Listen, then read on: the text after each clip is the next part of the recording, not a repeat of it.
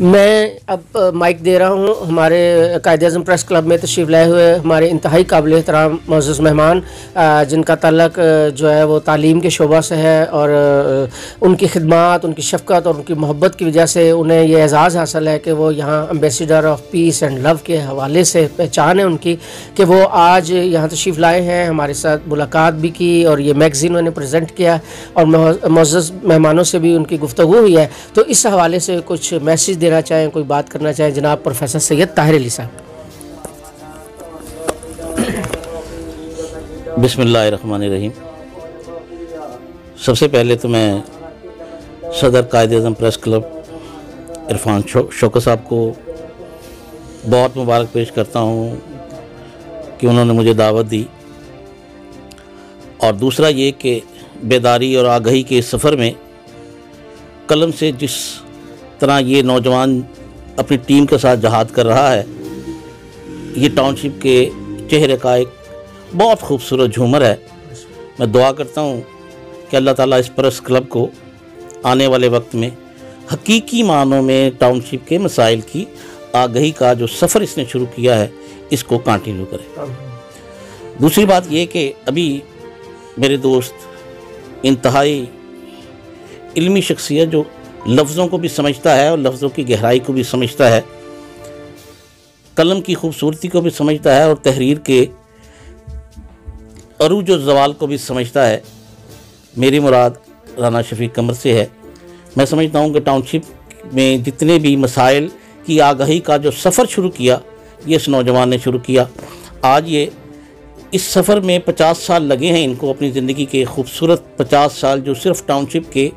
مسائل کی طرف انہوں نے نشاندہی کی۔ اس حوالے سے الحدیث انہوں نے ایک بہت معتبر قسم کا رسالہ لکھا، اس کے مصنف ہیں، میں نے اس کو بڑی سنجیدگی سے پڑھا ہے، اور یہ ایک سیاسی طور پر، معاشرتی طور پر ان تمام مسائل کی نشاندہی کرتا ہے جس سے اگر کوئی شخص لرن کرنا چاہے، سیکھنا چاہے، تو وہ ایک اچھا بہترین جو میگزین ہے وہ اس کو اس کی روشنی میں تحریر کر سکتا ہے۔ تحریر اس انداز کی ہے جس میں کسی بھی درجے میں مبالغہ رائے نہیں، بلکہ مسائل کی نہ صرف نشاندہی کی گئی، اہم شخصیت کے حوالے سے ان کا تعارف پیش کیا گیا، بلکہ ساتھ ساتھ ان پر بڑی مناسب الفاظ میں تنقید بھی کی گئی تاکہ وہ لفظوں کو اور مسائل کو سمجھ سکیں۔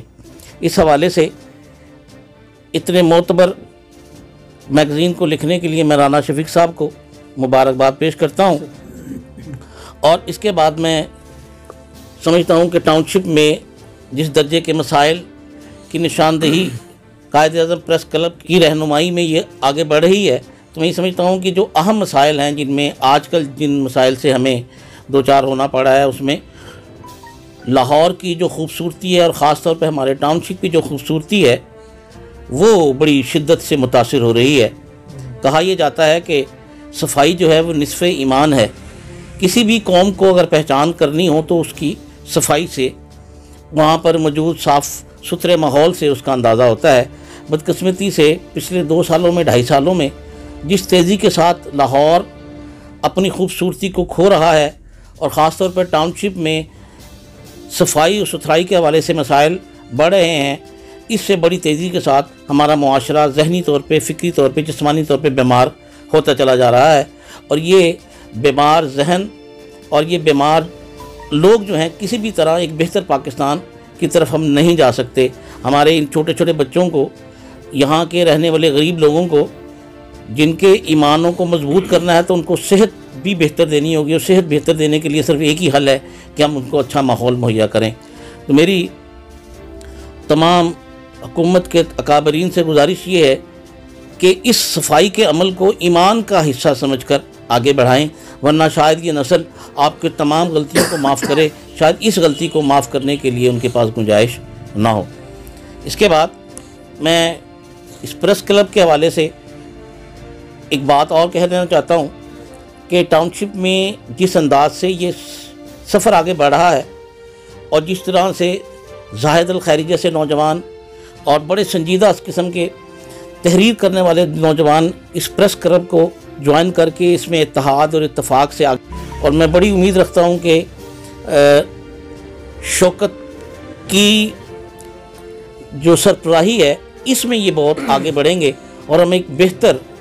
جو ہے وہ ٹاؤن شپ کی شکل جو ہے وہ آپ نے پیش کر سکیں گے. بہت شکریہ جی، تھینک یو. پروفیسر سید طاہر علی صاحب، ماشاءاللہ بڑے خوبصورت انداز میں آپ نے آج بہت سی مسائل پر بھی گفتگو کی اور بہت اچھا میسیج بھی دیا، اور میری دعا بھی یہی ہے کہ پوری قوم کو ایسے اچھے لوگوں کی اچھی باتیں جو ہیں ان کو نہ صرف یہ سننے اور یاد رکھنے بلکہ ان پر عمل کرنے کی بھی توفیق عطا ہو. اور حضرت محترم، آج کی ماشاءاللہ اس تقریب میں ہمارے ایک اور نوجوان ساتھی زاہد الخیری صاحب بھی تشریف فرما ہے، جس کا میں نے تعارف کرایا کہ وہ ٹاؤن شپ پیج کے نام سے جو ہے یہ سوشل مسائل کے حوالے سے جو ہے لوگوں سے رابطے میں بھی رہتے ہیں اور مسائل کو اجاگر بھی کرتے ہیں. تو ہم سب میں سمجھتا ہوں کہ جذبہ لے کر یہاں اکٹھے ہوئے ہیں اور جو میسیج دے رہے ہیں وہ میسیج یہی ہے کہ ہم اپنے آپ کو فرد کے طور پہ اکیلے سمجھ کے اور اپنی زندگی نہ جئیں. اکیلے تو جانور بھی اپنی زندگی جی لیتے ہیں. مہمان ہیں زاہد الخیری صاحب، میں ان سے بھی گزارش کروں گا کہ آج کی اس تقریب کے حوالے سے کوئی خوبصورت میسیج اگر وہ دینا چاہیں تو انشاءاللہ تعالیٰ وہ بھی ہمارے لیے بہت خوشی کی بات ہوگی. جیسا کہ آپ ویڈیو دیکھ رہے ہیں، ہمارے شاہ صاحب نے بڑی اچھے انداز میں گفتگو کی اور بتایا کہ یہ کوڑوں کے ڈھیر ایک گندگی کی مانند رکھتے ہیں جس سے ہمارے بچوں کو، بڑوں کو نقصان ہو رہا ہے. اور اس کی مد نظر دیکھتے ہوئے ہمارے عرفان شوکت صاحب نے اس پہ بہت محنت کی ہے، اس کو واضح کیا ہے، نمایاں کیا ہے کہ یہ سوشل میڈیا پر آئے تاکہ یہ جلد سے جلد اس کا مسئلہ حل ہو سکے. اسی طرح آپ دیکھا ہوگا ہمارے ٹاؤن شپ کی بہت زیادہ پرابلم ہے اس ٹائم گیس کی،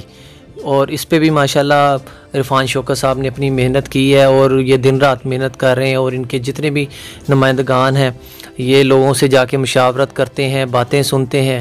اور ان کے مسئلے مسائل حل کرتے ہیں. اور قائد اعظم پریس کلب کا مشن ہے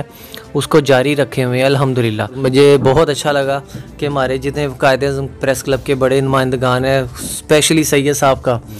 تو یہ اور ہمارے عرفان شوکت صاحب ہیں، یہ مجھے چھوٹا بھائی سمجھتے ہیں، میرے استاد ہیں. تو قمر صاحب کا بھی شکریہ ادا کرتا ہوں.